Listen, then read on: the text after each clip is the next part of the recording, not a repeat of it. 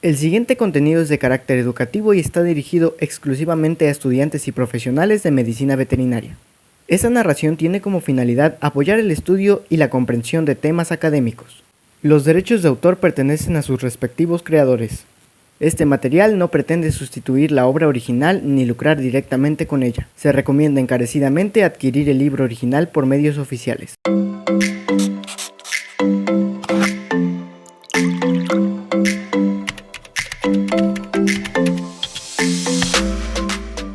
Buenos días a todos y bienvenidos. El día de hoy vamos a continuar con la lectura del libro de Patología Veterinaria General. Recordando que estamos en la lectura del capítulo 4 y que ya la hemos comenzado. En la primera parte leímos desde la introducción hasta trastornos circulatorios y hoy comenzaremos desde los mediadores químicos de la inflamación y concluiremos esta segunda parte del capítulo 4 con el tema de eventos celulares. Además quiero pedir una disculpa ya que las semanas anteriores no había podido subir capítulos con regularidad ya que había tenido el mismo problema que había mencionado en el capítulo anterior con la voz ya que tenía un poco de resfriado el cual se empeoró, por lo tanto decidí descansar hasta que estuviera completamente bien para continuar con los capítulos del audiolibro. Sin más que decir, recuerda compartirlo con quien creas que lo necesite y vamos a comenzar con la lectura. Mediadores químicos de la inflamación. Los mediadores químicos de la inflamación son aquellos mensajeros que actúan sobre los vasos sanguíneos, las células inflamatorias u otras células, para iniciar y regular la respuesta inflamatoria.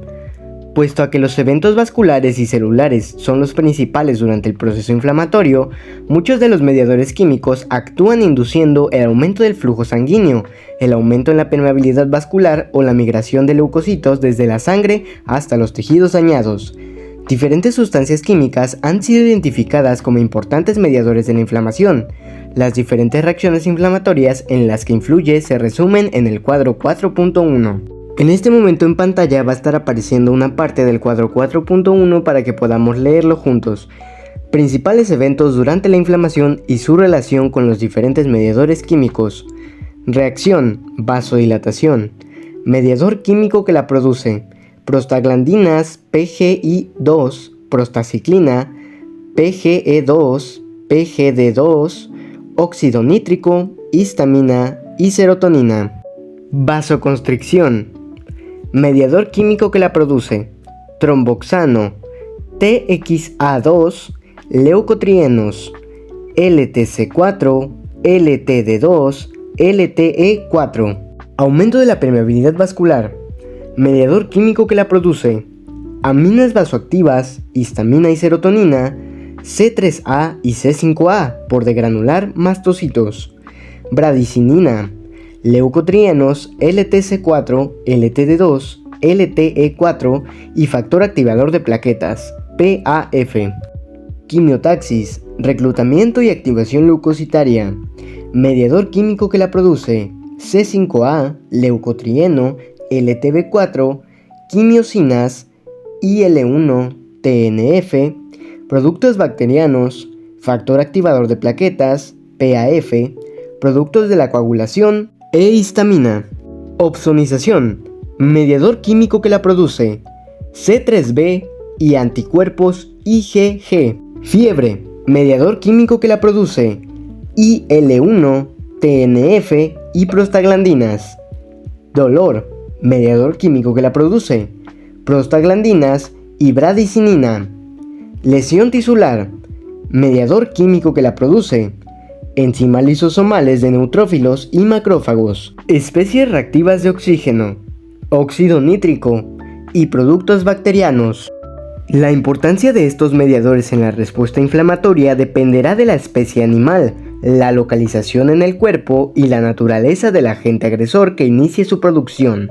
Generalmente, en la respuesta inflamatoria varios mediadores tienen efectos redundantes y actúan simultáneamente. Pueden ser sintetizados en la mayoría de los sitios, de tal manera que su liberación o activación pueda ocurrir localmente en cualquier sitio de inflamación, pero también pueden ser distribuidos por todo el cuerpo, con lo que genera efectos sistémicos. Algunos mediadores pueden actuar a su vez estimulando a otros mediadores. Esta cascada de activación sirve para amplificar o inhibir en algunos casos la reacción inicial de un mediador químico. El cuadro 4.2 muestra los procesos mediadores químicos más importantes involucrados en el proceso inflamatorio, así como algunas de sus funciones.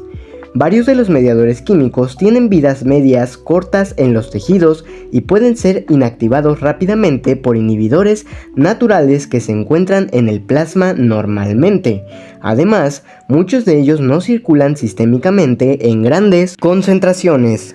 Todo esto contribuye a que el organismo esté protegido contra los efectos negativos potenciales de tener muchos mediadores químicos activados rápidamente y actuando simultáneamente, así como a evitar que la respuesta inflamatoria sea exacerbada y por tanto perjudicial, más que benéfica. Los mediadores químicos pueden ser exógenos, como en el caso de los lipopolisacáridos bacterianos, LPS, o endógenos, producidos por el organismo hospedador. En esta sección se revisarán los mediadores químicos endógenos, que a su vez se clasifican en aquellos que son provenientes del plasma y aquellos que provienen de las células en los tejidos. A continuación leeremos y mostraré en pantalla un cuadro que muestra los principales mediadores químicos de la inflamación. Es el cuadro 4.2. Cuadro 4.2. Principales mediadores químicos de la inflamación. Mediador químico. Factores del complemento. Origen o localización. Productos en hígado. Funciones. Quimiotaxis y activación de los leucocitos, contracción del músculo liso, destrucción directa de agente agresor, complejo de ataque de membrana, aumento de la permeabilidad por estimulación de mastocitos. Mediador químico, cininas, origen o localización, producidas en hígado. Funciones. Aumento de la permeabilidad vascular, contracción del músculo liso, vasodilatación o vasoconstricción y dolor. Mediador químico, producto de la coagulación, origen o localización, producidos en hígado. Funciones. Aumento de la permeabilidad vascular, quimiotaxis para neutrófilos, contracción del músculo liso y producción de anafilatoxinas C3A y C5A. Esos fueron derivados del plasma. Ahora vamos a ver los derivados de células. Mediador químico, histamina, origen o localización, mastocitos, basófilos y plaquetas. Funciones: vasodilatación, aumento de la permeabilidad vascular, activación endotelial, contracción del músculo liso y quimiotaxis. Mediador químico, serotonina, origen o localización, mastocitos, basófilos y plaquetas. Funciones: contracción del músculo liso, aumento de la permeabilidad e inducción de dolor. Todos estos eran derivados celulares preformados. Ahora vamos a ver los derivados celulares sintetizados de novo. Mediador químico, prostaglandinas, origen o localización, mastocitos y leucocitos. Funciones: vasodilatación, dolor, fiebre, aumento de la permeabilidad, quimiotaxis, contracción del músculo liso y pueden tener efectos represores, inhibición de la inflamación y fagocitosis. Mediador químico, leucotrienos, origen o localización, mastocitos y leucocitos. Funciones: aumento de la permeabilidad vascular, quimiotaxis, adhesión y activación leucocitaria y vasoconstricción. Mediador químico, tromboxanos A2, origen o localización, plaquetas. Funciones: vasoconstricción, agregación de plaquetas. Mediador químico, lipoxinas, origen o localización, plaquetas y neutrófilos. Funciones: inhiben el reclutamiento de los leucocitos, inhiben la quimiotaxis de los neutrófilos y su adhesión al endotelio. Mediador químico, citocinas, TNF, IL-1, IL-6 y IL-17. Origen o localización: macrófagos, células endoteliales, mastocitos, linfocitos, células dendríticas. Funciones: local, activación endotelial, expresión de moléculas de adhesión, quimiotaxis. Sistémicos: fiebre, anormalidades metabólicas e hipotensión. Mediador químico, factor activador de plaquetas, PAF, origen o localización, plaquetas activas, basófilos, mastocitos, neutrófilos, macrófagos y células endoteliales. Funciones: agregación plaquetaria, vasoconstricción, broncoconstricción, vasodilatación, aumento de permeabilidad vascular, adhesión leucocitaria, quimiotaxis, degranulación y estallido respiratorio. Mediador químico: óxido nítrico, origen o localización, células endoteliales, leucocitos o macrófagos. Funciones: vasodilatación, inhibición de agregación plaquetaria y actividad antimicrobiana. Mediador químico: quimiosinas, origen o localización, leucocitos, macrófagos activados. Funciones: quimiotaxis y activación leucocitaria. Mediadores químicos derivados del plasma.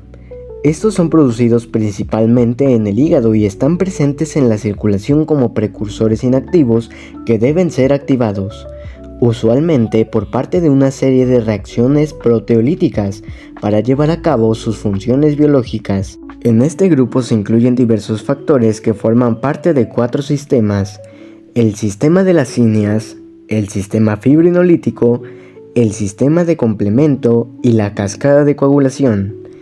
Estos sistemas son activados en una cascada que inicia con el factor de Hackman, el cual es el factor 12 de la coagulación sanguínea e induce otra cascada debido a su actividad de serina proteasa.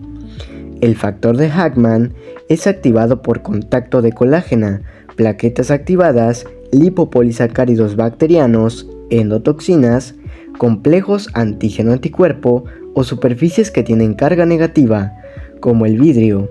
Algunos factores que se producen en estas vías pueden también activar directa o indirectamente a los de otra, y además pueden activar al factor de Hackman, generando así retroalimentaciones, un mecanismo de activación cíclica constante. Cininas y calicreínas. Las cininas son un grupo de polipéptidos vasoactivos relacionados que derivan de globulinas plasmáticas precursoras conocidas como cininógenos, gracias a la acción de enzimas llamadas calicreínas, que a su vez se forman a partir de precursores llamados precalicreínas activados por el factor Hackman. Las calicreínas están presentes en los neutrófilos y son liberadas cuando estos son lisados, con lo que se mantiene la respuesta inflamatoria. Las calicreínas glandulares son comunes en las glándulas exócrinas y sus secreciones. La calicreína renal es sintetizada por las células epiteliales de los túbulos contorneados y los túbulos colectores y es secretada en la orina. La cinina mejor conocida y prototipo de este grupo es la bradinicina, que, como su nombre lo dice, bradi, lento, produce la contracción del músculo liso más lentamente que la histamina. Otras cininas derivan del cininógeno en los tejidos por la acción de calicreínas tisulares. Las leucocininas son cininas derivadas de los leucocitos.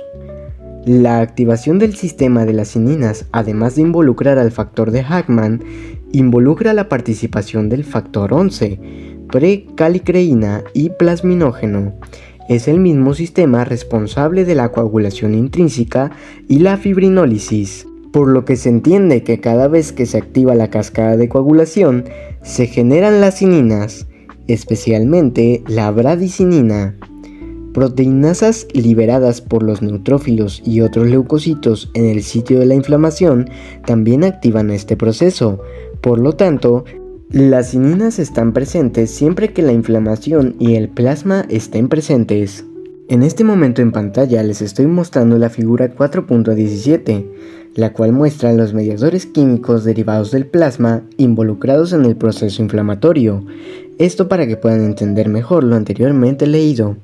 Dejaré esta imagen un momento y continuaremos con la lectura.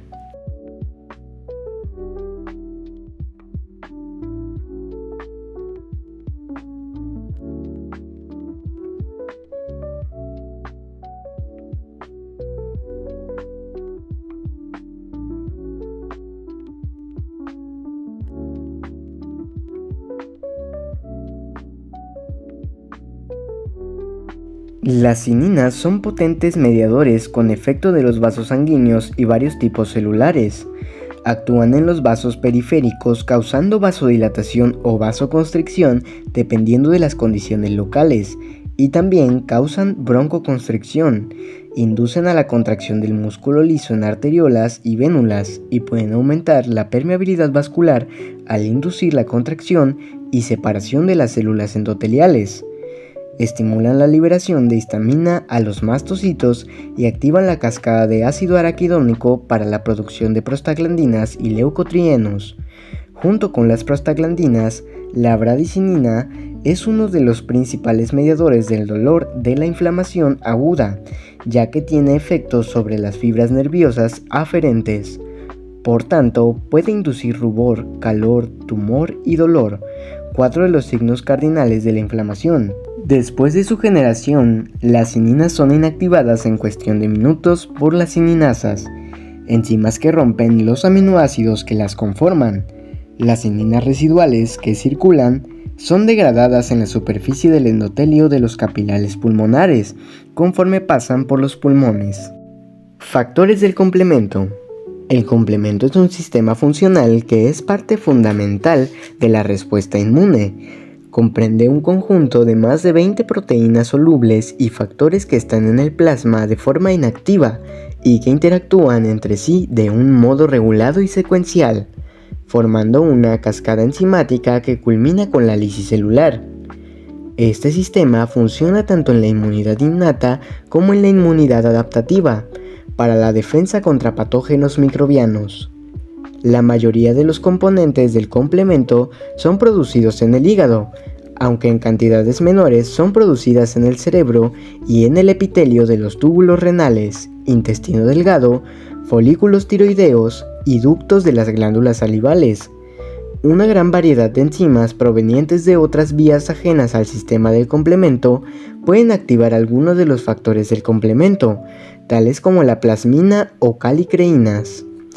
Asimismo, enzimas lisosomales de los leucocitos pueden activar algunos factores del complemento, por lo que este sistema puede ser activado en cualquier situación en la que los leucocitos se acumulen, ya que dichas enzimas pueden liberarse durante el curso de la fagocitosis o después de que los leucocitos degeneran y mueren. Existen 3 vías conocidas por las que esta compleja cascada puede activarse: la vía clásica, la vía alternativa y la vía de las lectinas. La vía clásica es inducida por la unión de antígenos a anticuerpos de la clase IgG o IgM, hacia los cuales se unen la fracción C1 del complemento. Esta fracción a su vez activa las fracciones C4 y C2, cuyos fragmentos activados forman el complejo enzimático C4B2B, que es activador para la fracción C3. La activación de C3 produce las fracciones C3A y C3B.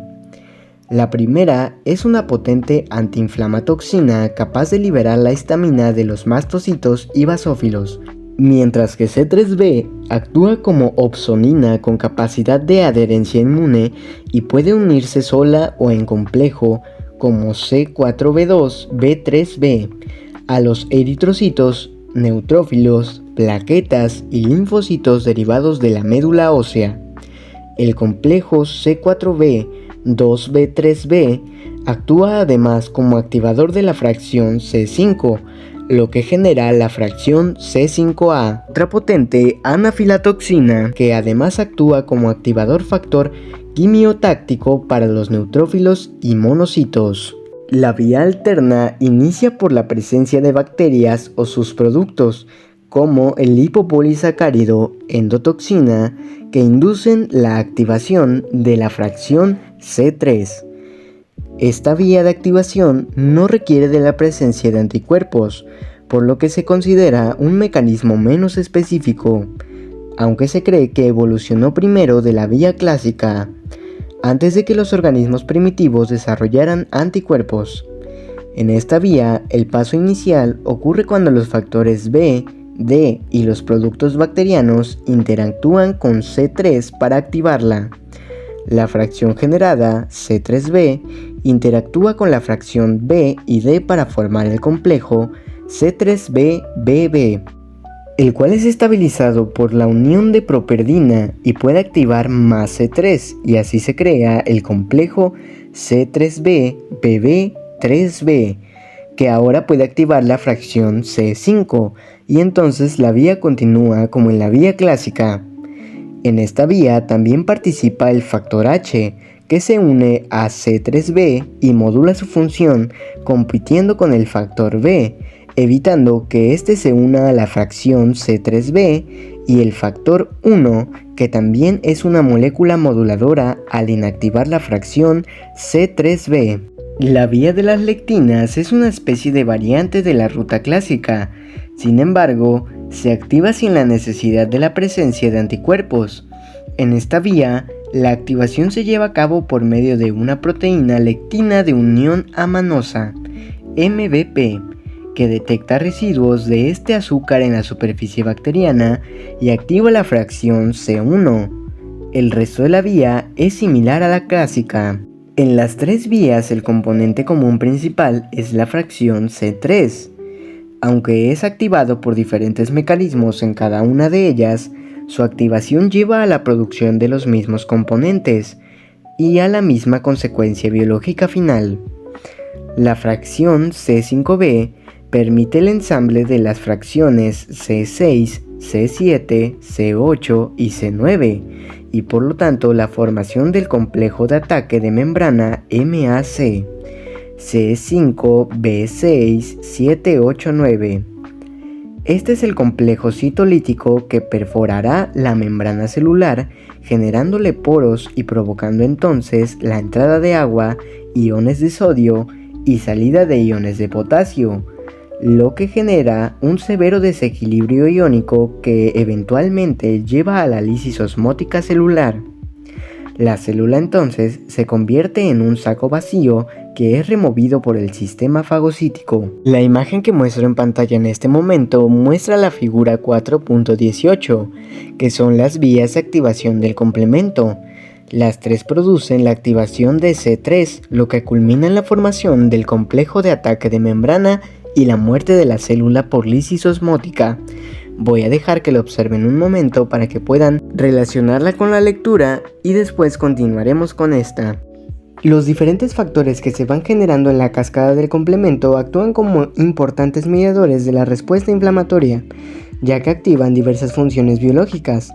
Entre estas se pueden mencionar la degranulación de los mastocitos, que induce la liberación de histamina y por tanto aumento de la permeabilidad vascular, C3A y C5A, la contracción del músculo liso, C3A y C5A, la opsoninación, lo cual facilita la fagocitosis por parte de los neutrófilos y macrófagos, C3b, la atracción quimiotáctica de neutrófilos, monocitos, eosinófilos y basófilos, C5a, la activación de la vía de la lipooxigenasa en neutrófilos y monocitos, causando la liberación de los otros mediadores químicos, C5a, el aumento de la neutralización de virus mediada por anticuerpos, C1, C4 y C3b, la lisis celular debida a la acción del MAC, la cual es importante para matar microorganismos con paredes celulares delgadas,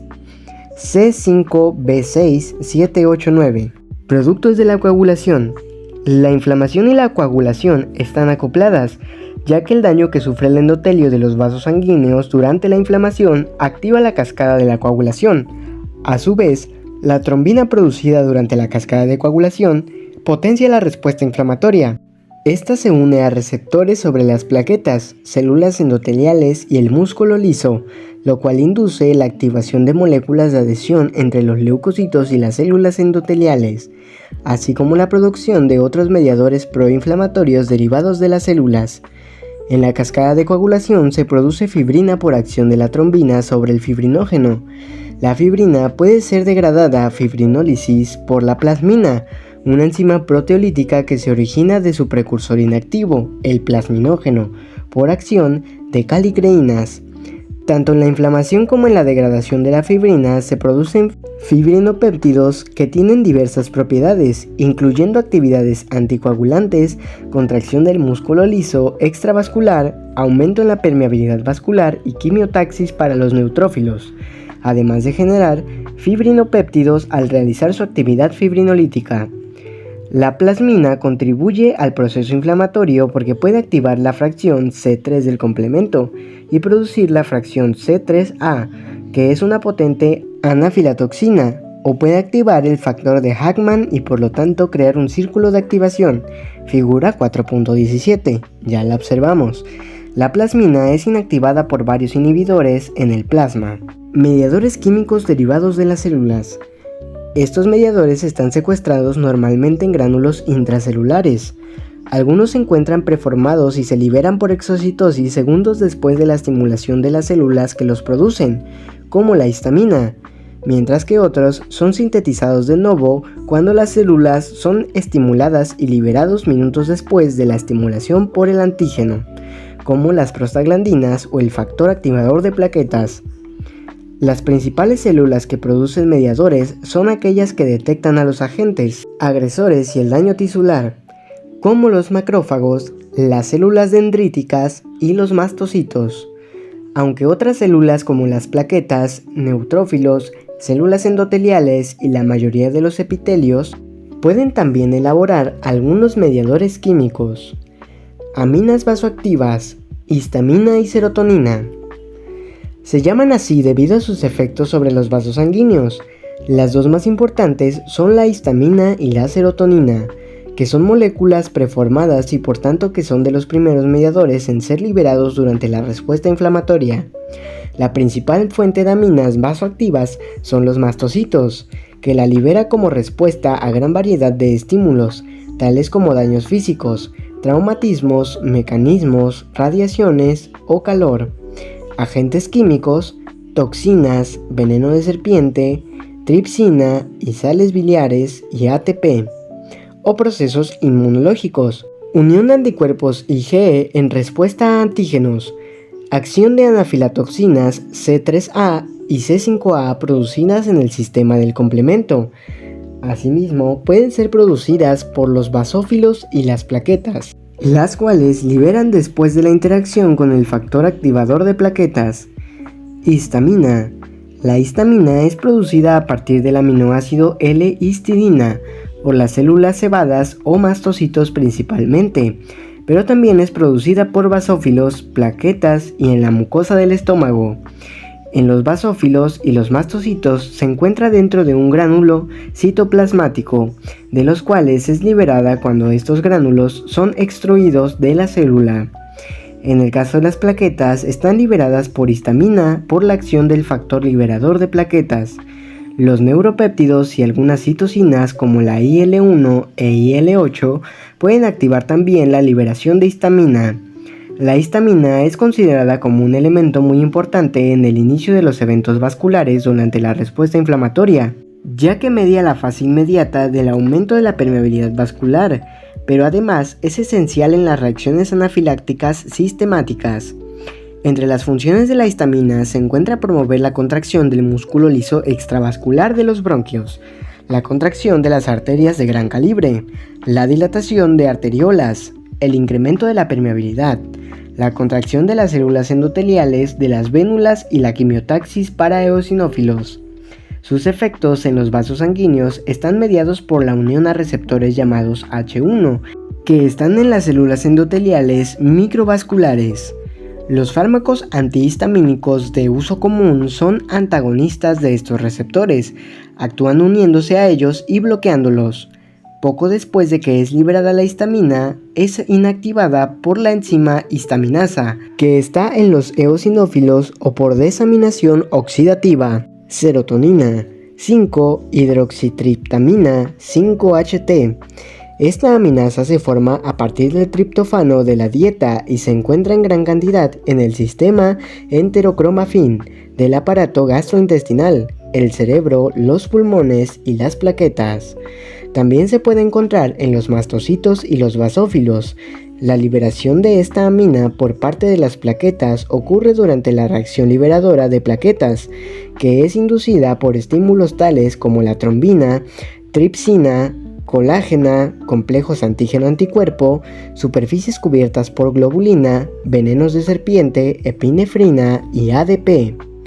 La serotonina induce contracción del músculo liso, aumento de la permeabilidad, estimulación de las terminaciones nerviosas e inducción de dolor. Es inactivada por enzimas monoaminas oxidasas. Los antagonistas naturales a la permeabilidad que produce son las catecolaminas, adrenalina y noradrenalina. Metabolitos del ácido araquidónico.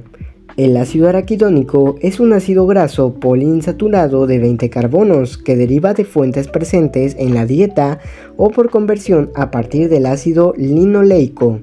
Se encuentra en los fosfolípidos de la membrana celular, por lo que es liberado durante la degradación de estos fosfolípidos cuando sufren daño las membranas. Los derivados del ácido araquidónico son también llamados eicosanoides, debido a que derivan de los ácidos grasos de 20 carbonos. Estas moléculas son importantes reguladores de la actividad normal de la célula y participan en la inflamación, causando directamente la contracción del músculo liso y vasodilatación y estimulación de terminaciones nerviosas. Diversos estímulos producidos durante el proceso inflamatorio, tales como citocinas, factores de crecimiento, péptidos quimiotácticos, entre otros, se adhieren a los receptores de la superficie celular y esto activa enzimas fosfolipasas. Las fosfolipasas actúan sobre los fosfolípidos de las membranas y así liberan el ácido araquidónico. Existen varias isoformas de las fosfolipasas, siendo la fosfolipasa A2 la que tiene mayor actividad sobre los fosfolípidos de membrana. Una vez liberado el ácido araquidónico, este puede ser metabolizado por dos vías y producir así diferentes compuestos. La ruta de las ciclooxigenasas, que generará prostaglandinas, tromboxanos y prostaciclinas, y la ruta de la lipoxigenasa, que producirá los leucotrienos y lipoxinas. La vía de las ciclooxigenasas es llevada a cabo por dos tipos de enzimas, la ciclooxigenasa 1, COX-1, y la ciclooxigenasa 2, COX-2. La COX-1 es responsable de la producción diaria de ácido araquidónico en cantidades suficientes para mantener los procesos fisiológicos rutinarios. La COX-2, por el contrario, lleva a cabo su actividad bajo circunstancias no usuales, en las que se requiere mayor cantidad de prostaglandinas y tromboxanos, como es el caso del proceso inflamatorio.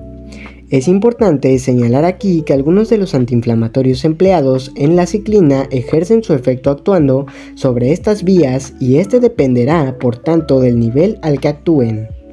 Los antiinflamatorios no esteroidales, AINES, como el ácido acetil salicílico, aspirina, el naproxeno, el ibuprofeno, la fenilbutazona, la indometacina, la fluoxetina, entre otros, bloquean la actividad de la COX-2 y COX-1 según el fármaco y la dosis empleada y por tanto inhiben la inflamación del dolor y la fiebre bloqueando la síntesis de prostaglandinas.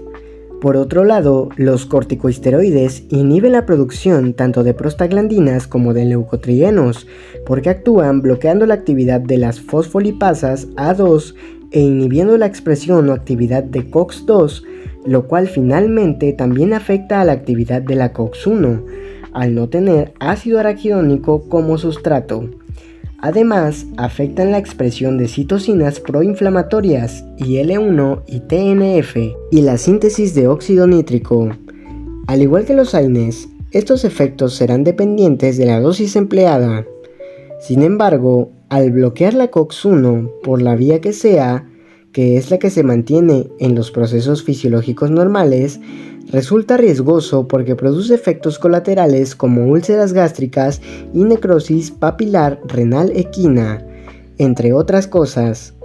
Es por ello que se ha empezado a generar fármacos que sean selectivos para inhibir únicamente la actividad de la COX-2, evitando así los efectos tóxicos de los fármacos no selectivos. En este momento en pantalla les mostraré la figura 4.19, que muestra la generación de metabolitos derivados del ácido araquidónico. Dejaré que la observen un momento y continuaremos con la lectura.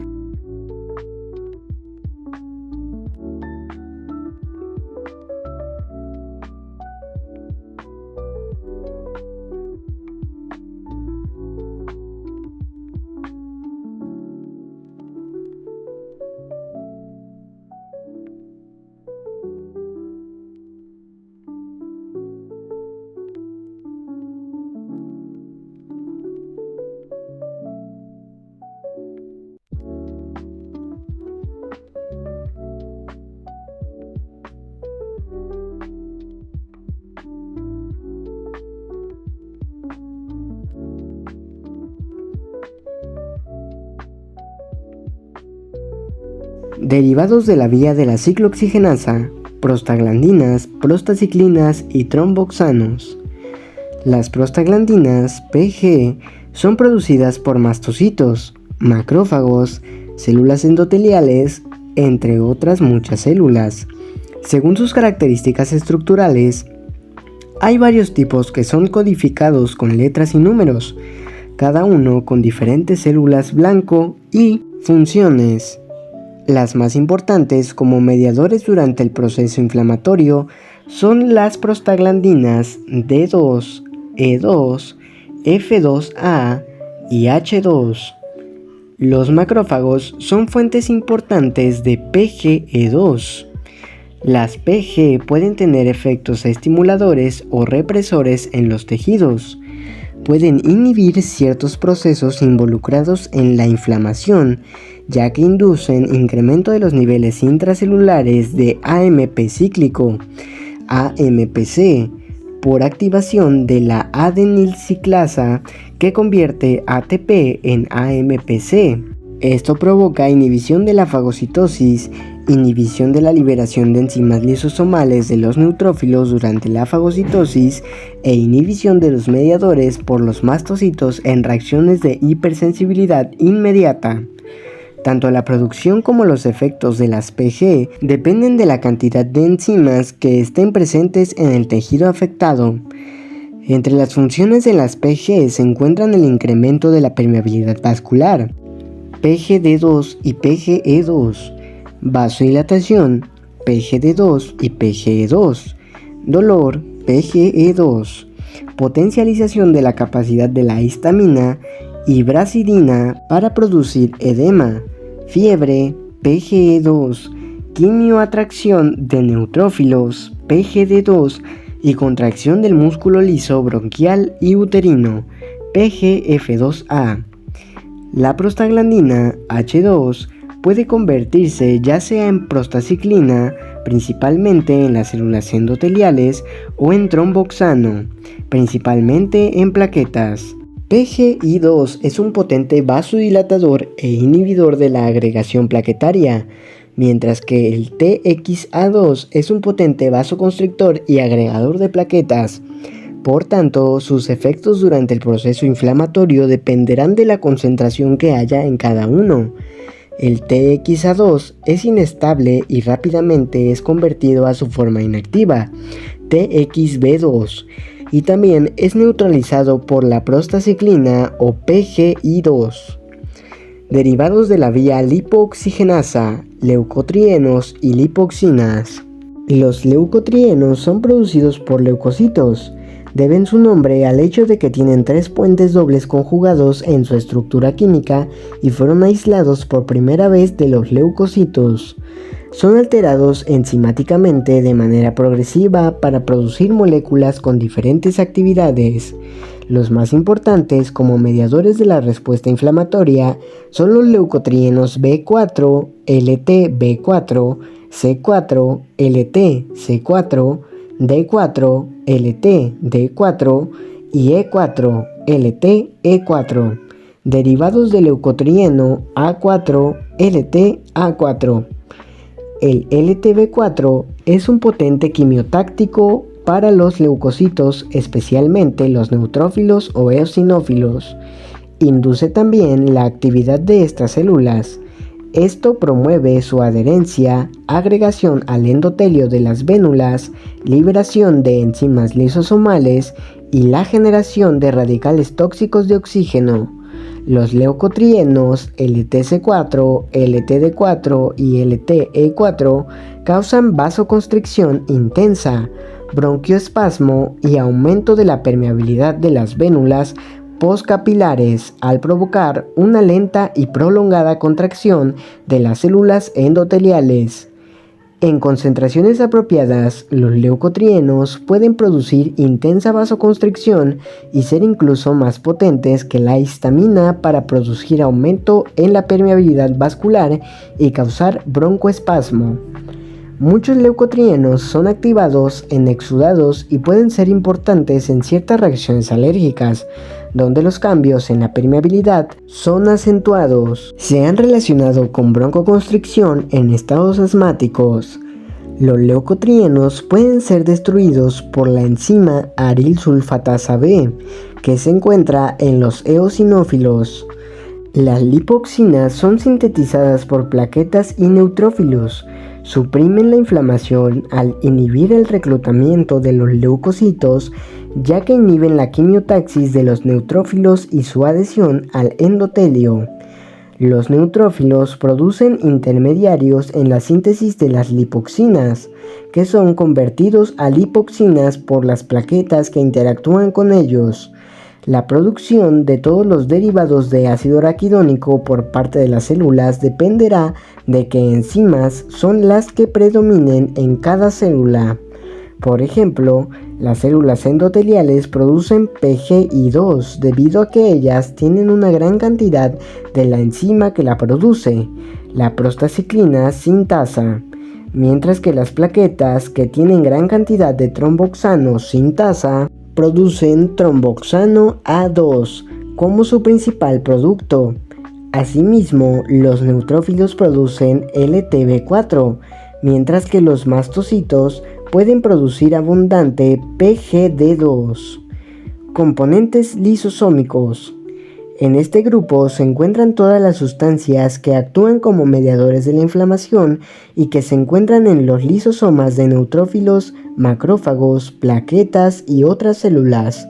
Estos compuestos se liberan de las células durante la fagocitosis, ya que su función principal es matar a los microorganismos fagocitados, pero los mencionamos en esta sección porque algunos tienen efectos como mediadores químicos. Entre estos están las proteasas catiónicas, que provocan degranulación de los mastocitos, con lo que incrementan la permeabilidad vascular directamente, y las proteasas neutras, que producen anafilatoxinas C3A y C5A del complemento e inducen la liberación de cininas del plasma. Citocinas.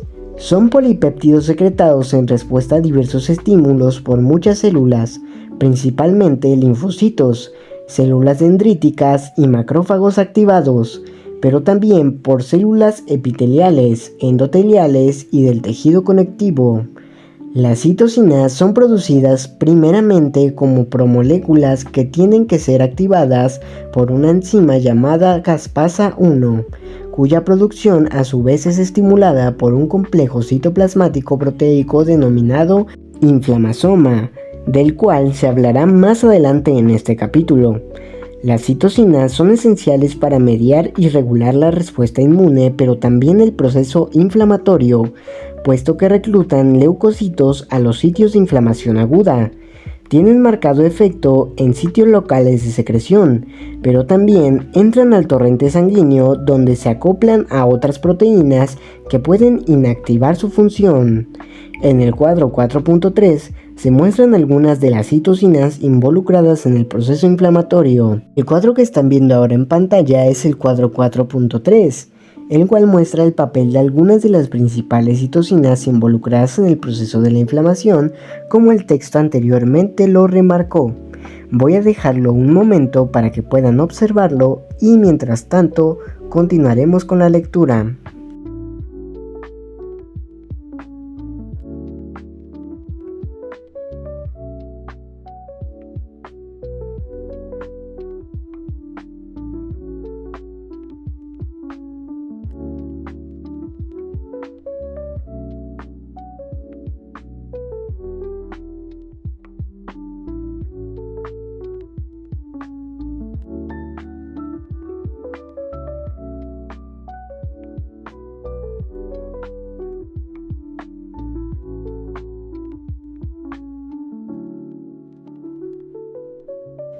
Las principales citocinas que median la inflamación aguda son el factor de necrosis tumoral, TNF, y la interleucina 1, IL-1.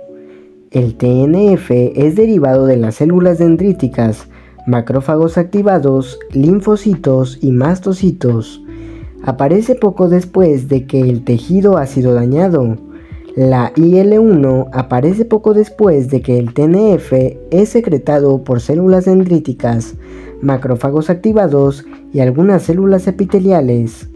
La secreción de ambas citocinas es estimulada por productos microbianos, complejos inmunes, cuerpos extraños, daños físicos y gran variedad de estímulos inflamatorios.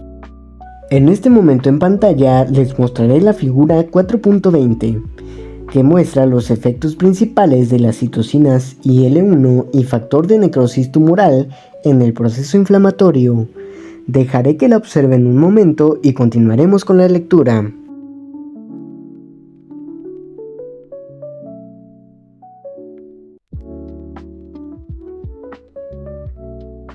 Tanto el TNF como la IL-1 contribuyen a las reacciones locales y sistémicas observadas durante la inflamación. Inducen la activación endotelial, que involucra el aumento de la expresión de moléculas de adhesión endoteliales, el aumento en la producción de mediadores químicos y la inducción de la actividad procoagulante del endotelio. Por tanto, tienen capacidad de inducir trombosis. Asimismo, ambas citocinas inducen la respuesta sistémica de fase aguda y están implicadas en el proceso de sepsis que resulta de la diseminación de las infecciones bacterianas. El TNF induce la actividad de los neutrófilos y estimula la actividad microbiana de los macrófagos, en parte al inducir la producción de óxido nítrico. La IL-1 activa la producción de colágena por los fibroblastos y estimula la proliferación de las células mesenquimales, así como las respuestas de linfocitos Th17, las cuales a su vez inducen inflamación aguda. Otras citocinas proinflamatorias como el interferón gamma y FNI también producen respuestas de fase aguda. La IL-6, producida por los macrófagos, está involucrada en reacciones inflamatorias locales y sistemáticas. La IL-17, producida principalmente por linfocitos, promueve el reclutamiento de neutrófilos. En contraste, la IL-10 tiene efectos antiinflamatorios en la mucosa intestinal. En general, los efectos importantes de las citocinas durante el proceso inflamatorio son el aumento de la permeabilidad vascular, la quimiotaxis de leucocitos y la producción de efectos sistémicos como fiebre e inapetencia.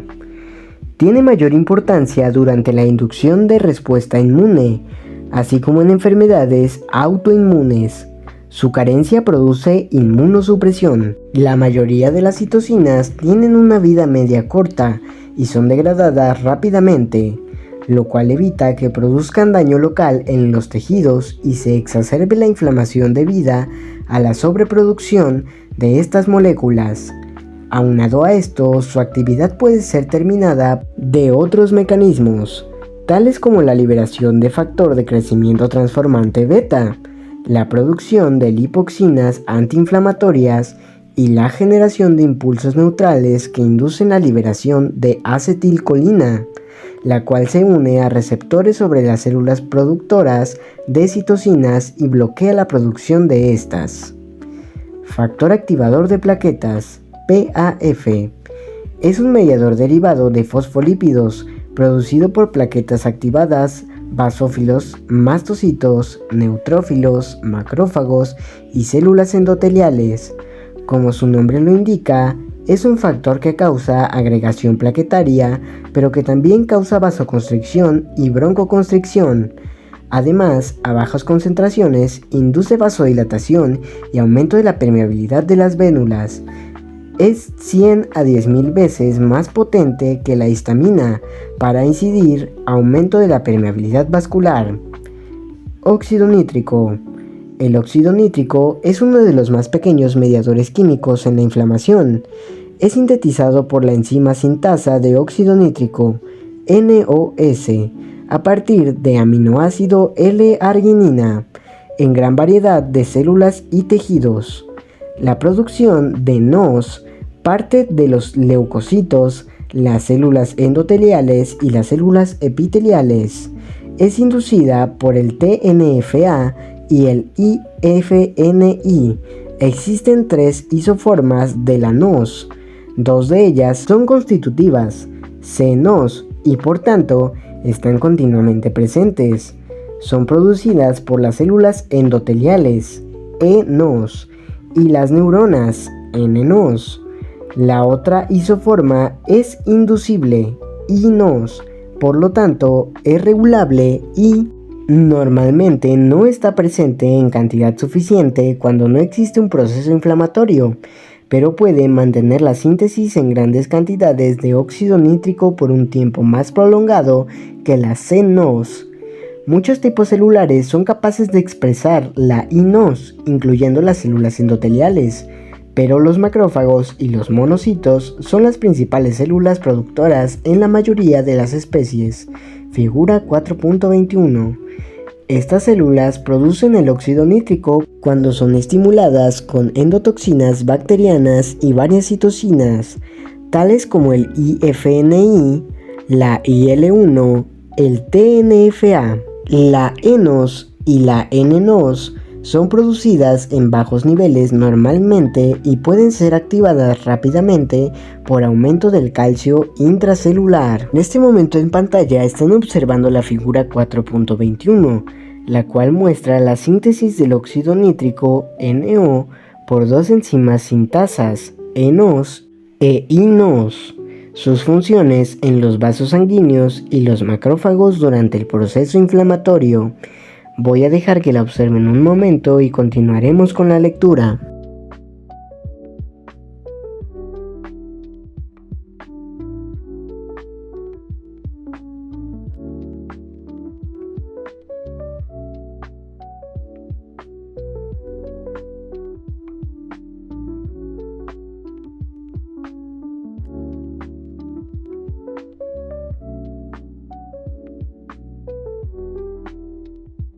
También es importante mostrar la figura 4.22 que se está mostrando en este momento en pantalla.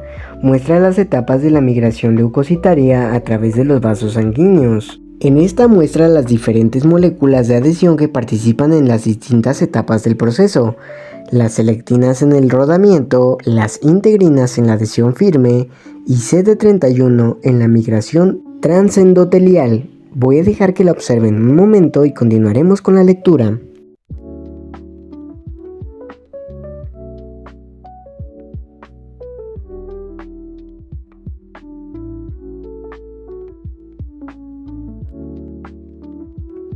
El óxido nítrico actúa sobre gran variedad de condiciones patológicas y fisiológicas, que incluyen efectos del sistema vascular, los pulmones, el tracto gastrointestinal, el hígado, el sistema nervioso y el sistema inmune.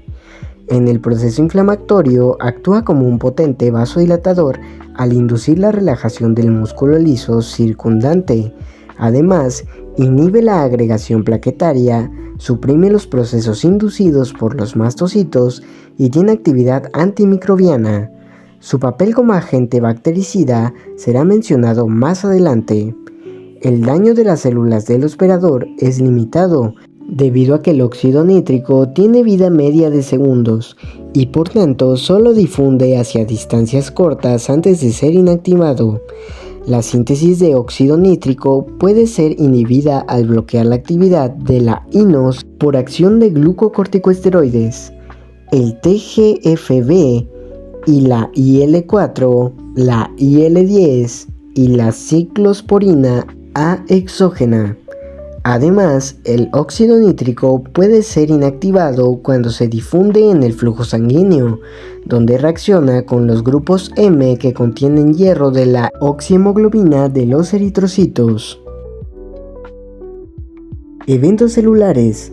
Ahora que se ha hecho un repaso de las células que intervienen en el proceso inflamatorio y que se ha revisado los diferentes mediadores químicos que participan, se revisará cuáles son las actividades de dichas células llevan a cabo durante la respuesta inflamatoria cuando son estimuladas por los diferentes mediadores químicos. Los cambios hemodinámicos y el incremento de la permeabilidad vascular provoca la salida de líquido de las células del torrente sanguíneo hacia el sitio de la lesión. Esta infiltración leucocitaria se lleva a cabo en varios pasos secuenciales que al final culminan con la destrucción del agente agresor. Estos eventos son marginación, pavimentación, migración, quimiotaxis, acumulación o agregación y fagocitosis. Figura 4.22. Marginación y pavimentación. Durante el flujo sanguíneo normal, las células tienden a ocupar la parte central del vaso sanguíneo y el plasma la periferia. Sin embargo, como se mencionó anteriormente, al inicio del proceso inflamatorio, los cambios de flujo sanguíneo provocan retardo en la circulación y éstasis sanguínea, lo que produce redistribución de los elementos sanguíneos y las células se orientan hacia la periferia, aproximándose a la pared de los vasos sanguíneos, en una posición que favorece a que entren en contacto con las células endoteliales. Este fenómeno de redistribución de los leucocitos dentro del vaso sanguíneo es conocido como marginación. Figura 4.13.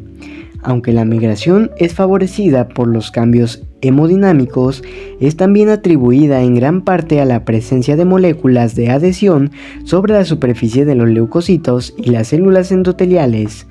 La unión entre los leucocitos y las células endoteliales se produce a través de receptores que se expresan en la superficie de ambas células en respuesta a los estímulos del proceso inflamatorio. Figura 4.23. En este momento en pantalla se muestra la figura 4.23, la cual muestra las moléculas de adhesión involucradas en la interacción de los leucocitos con las células del endotelio vascular. Voy a dejarla un momento para que la observen y continuaremos con la lectura.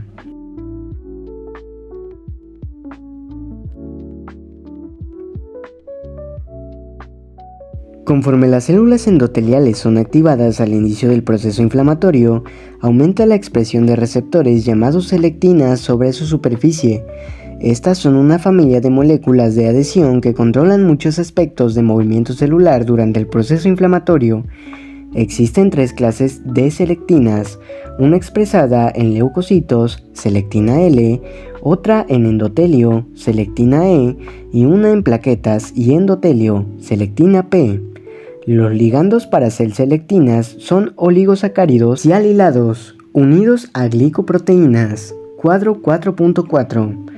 La expresión de las selectinas y sus ligandos está regulada por citocinas como el TNF, IL-1 y quimiosinas, producidas en respuesta al daño inicial por macrófagos tisulares, mastocitos y las células endoteliales. En este momento en pantalla se está mostrando el cuadro 4.4, el cual muestra las moléculas de adhesión en leucocitos y células endoteliales. Voy a dejar que lo repasen por un momento y después continuaremos con la lectura.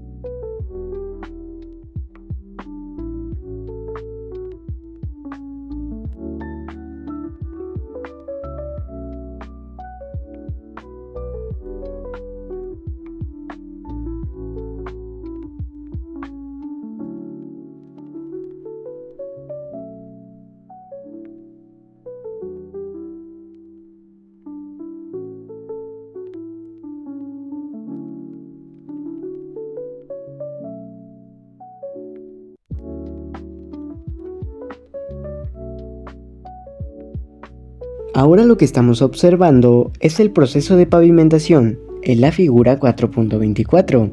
En esta se aprecia el corte histológico de un vaso sanguíneo en el que se observan numerosos leucocitos dentro de su lumen, adheridos a las células endoteliales.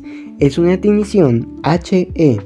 Vamos a observarlo un momento y continuaremos con la lectura.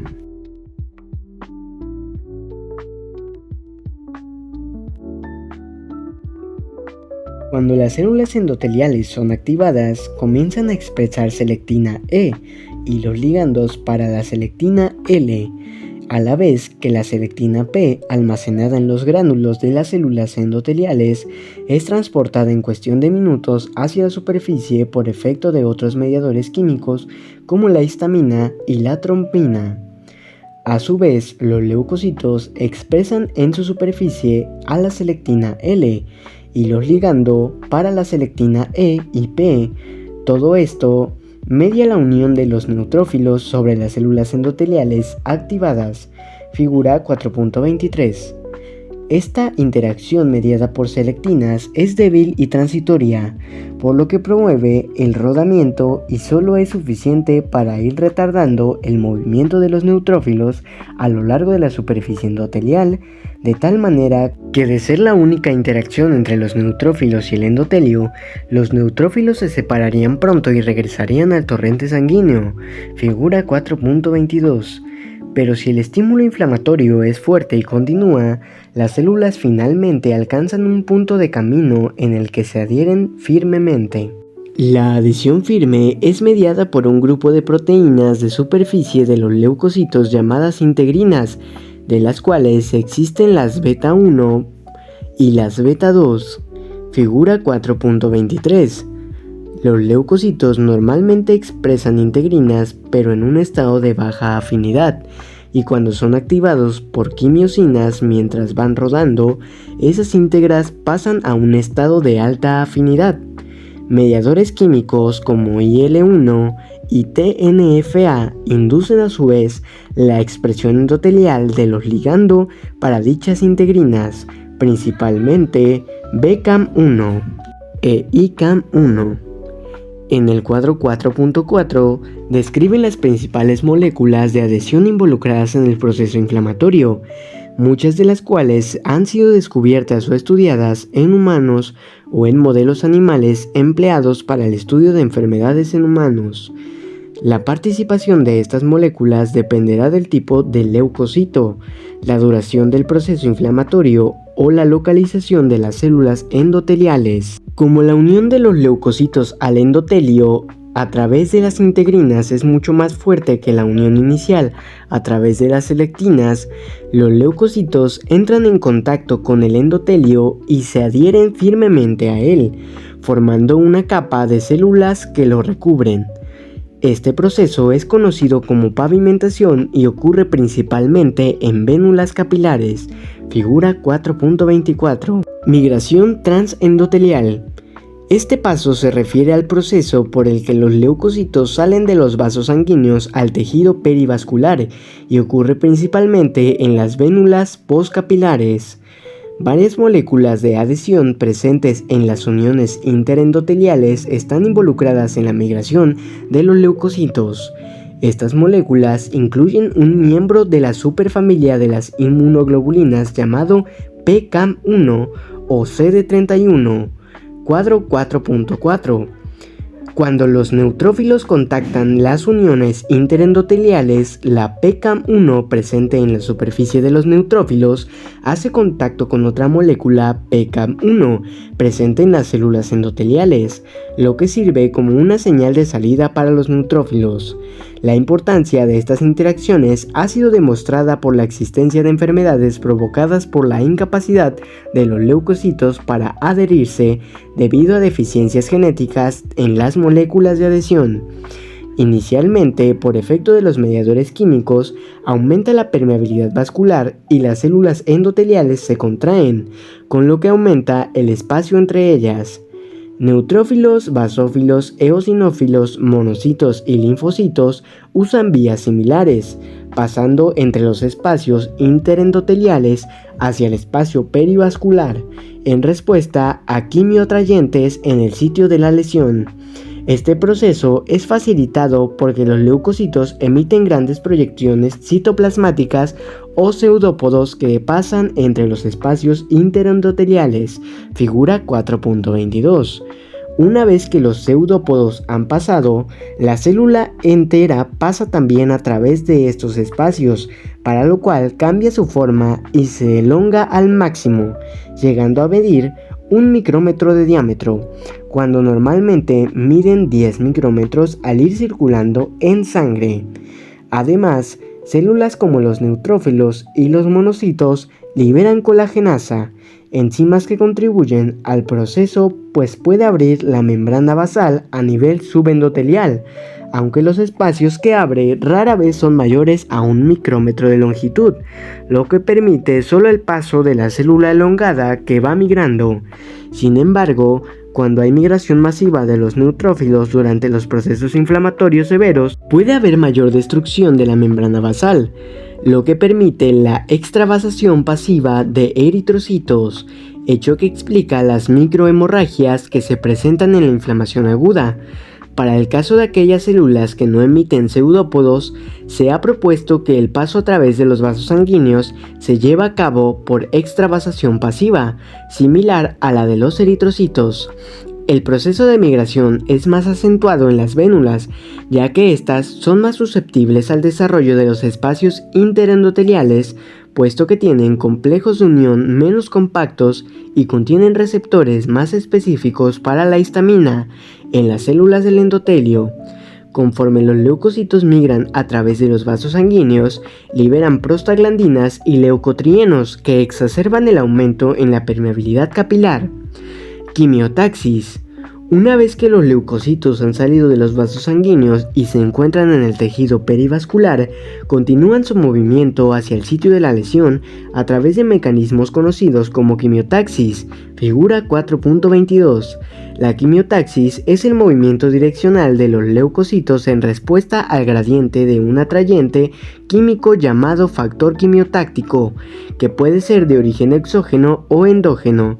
En el cuadro 4.5 se muestran los factores quimiotácticos a los que responden los diferentes tipos celulares involucrados en el proceso inflamatorio. En este momento en pantalla se muestra el cuadro 4.5, que muestra los factores quimiotácticos para las células que participan en la inflamación. Voy a dejarlo un momento y continuaremos con la lectura.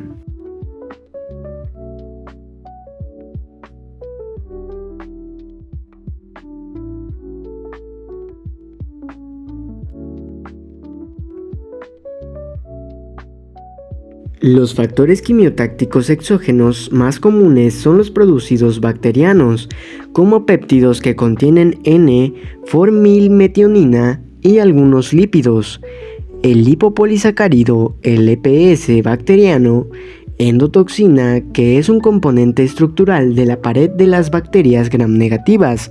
No es un componente quimiotáctico para los leucocitos, pero puede causar directamente inflamación, pues induce la síntesis y liberación de agentes proinflamatorios y la síntesis de factores quimiotácticos por parte de las células, como las quimiosinas.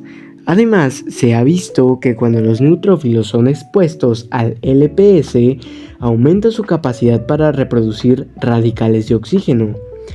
Aunque el LPS es un potente activador de muchos tipos de leucocitos, tiene su mayor efecto en el sistema inmune al activar los macrófagos, aunque no lo hace directamente, sino a través de la proteína de unión al LPS, LBP, que reconoce la LPS y la presenta a un receptor sobre la superficie de los macrófagos o los neutrófilos, lo cual inicia una serie de transducción de señales que al final genera la activación de los leucocitos, la síntesis de mediadores y citocinas y la estimulación inmune general. Los factores quimiotácticos de origen endógeno incluyen varios mediadores químicos, principalmente citocinas y L8, factores de complemento y metabolitos derivados de ácido araquidónico, principalmente LTB4. Las fracciones del complemento se absorben sobre la superficie de los microorganismos debido a que los neutrófilos tienen receptores de superficie para estas fracciones. Migran y se adhieren a los microorganismos cubiertos con fracciones del complemento. C5A es el principal componente quimiotáctico en esta cascada. El fibrinógeno es otra fuente de factores quimiotácticos, puesto que durante su degradación para la deformación de fibrina, así como durante la degradación de esta, se generan fibrinopéptidos que son quimiotácticos para neutrófilos, figura 4.17. Las quimiosinas son un grupo de proteínas pequeñas que pertenecen a las citocinas, pero que adquieren ese nombre debido a su capacidad que tienen para actuar como factores quimiotácticos. Se unen a las proteínas de la matriz extracelular y a la superficie luminal de las células endoteliales y estimulan la activación y migración de leucocitos durante la inflamación aguda. Existen más de 40 quimiosinas que se clasifican en 4 grupos de acuerdo a su estructura química, según la presencia y localización de residuos y cisteína en su extremo amino terminal, y cada una de ellas tiene efectos sobre diferentes tipos de leucocitos. 4.6. Como algunos ejemplos de quimiosinas, se puede citar a la IL-8, que atrae neutrófilos principalmente y es producida por macrófagos activados, células endoteliales y otras células. Las eotaxinas, que muestran especificidad por eosinófilos, la proteína quimioatrayente de monocitos, MCP1, las linfotactinas específicas para linfocitos y la fractalquina, quimioatrayente para monocitos y linfocitos T. En este momento en pantalla se muestra el cuadro 4.6, que muestra las quimiosinas. Voy a dejarlo un momento y después continuaremos con la lectura.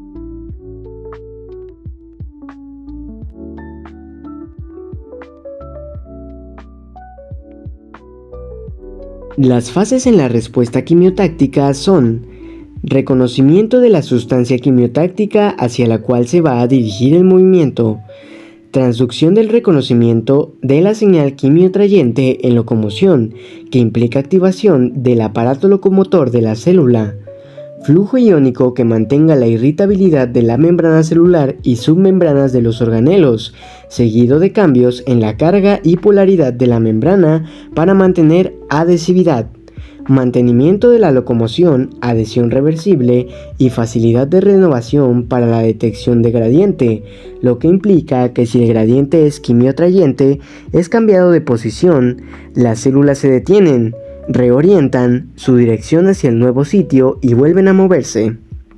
Todos los factores quimiotácticos se unen a receptores específicos presentes en la superficie de los leucocitos. Esto provoca la activación del segundo mensajero, que induce la liberación y acumulación de Ca++ citosólico, lo que activa tanto la degranulación como hiperpolarización de la membrana. Además, el incremento de Ca++ intracelular influye en la red de actina y miosina que forma el citoesqueleto del leucocito, responsable del movimiento celular.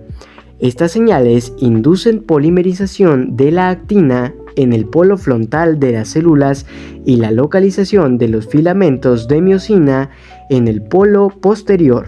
Figura 4.25. Los leucocitos se mueven por una locomoción verdadera y para moverse, además de reconocer el factor quimioatrayente que dirija su movimiento, requieren de una adhesividad reversible, dada por las moléculas de adhesión, tener capacidad de agresión y sufrir cambios morfológicos que inician con la prolongación de la membrana, formando un pseudópodo. Los leucocitos se mueven extendiendo primero el amelipodio en la porción frontal y jalando posteriormente el resto de la célula, proceso que se repite varios puntos del extremo frontal de la célula, lo que resulta en el movimiento deslizante de la célula. Figura 4.25. La habilidad de las células para orientarse hacia el gradiente de concentración del quimioatrayente se debe a los microtúbulos, mientras que la locomoción se produce gracias a los microfilamentos, de tal manera que la coordinación de la actividad de los microtúbulos y los microfilamentos les permite a las células tener sentido de orientación y movimiento. La dirección que toman es aquella hacia donde esté el gradiente de concentración del quimioatrayente detectado. En este momento en pantalla muestro la figura 4.25, la cual muestra los pasos de la formación del pseudópodo y movimiento deslizante de los leucocitos gracias al citoesqueleto de actina y miosina. En los pasos de movimiento me recuerda mucho al movimiento de una oruga, larva o gusano cuando se mueve en una rama. Es un movimiento muy similar gracias a la extensión, adhesión y contracción que hace que se mueva deslizándose hacia el gradiente de concentración del quimio atrayente. Voy a dejar que la observen un momento y continuaremos con la lectura.